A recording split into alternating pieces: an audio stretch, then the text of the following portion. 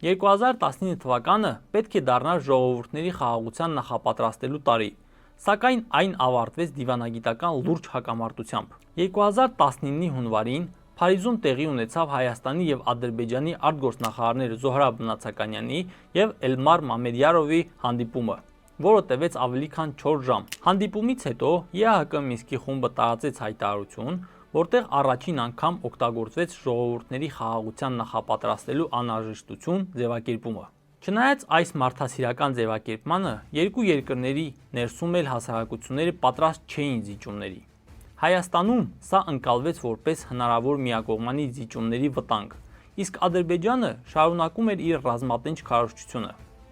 Եվ մինչ դիվանագետները խոսում էին խաղաղությունից, ՀՀ պաշտպանության նախարար Դավիթ Տոնոյանը 2019 թվականի Նյու Յորքում հայ համայնքի հետ հանդիպման ժամանակ հնչեցրեց մի ձևակերպում, որը ցնցեց բանակցային տրամաբանությունը։ Ես որպես պաշտպանության նախարար ասում եմ, այդ ձևաչափը տարածքներ խաղաղության դիմաց։ Ես այսօր վերաձևակերպել եմ, մենք հակառակն ենք անում։ Նոր պատերազմ, նոր տարածքներ։ Այս հայտարարությունը Ադրբեջանի կողմից օգտագործվեց միջազգային հարթակներում Հայաստանին որպես ագրեսոր եւ բանակցությունները մերժող կողմ ներկայացնելու համար։ Սա ուղղակի հակասության մեջ էր մտնում Փաշինյանի խաղաղասիրական հայտարարությունների հետ։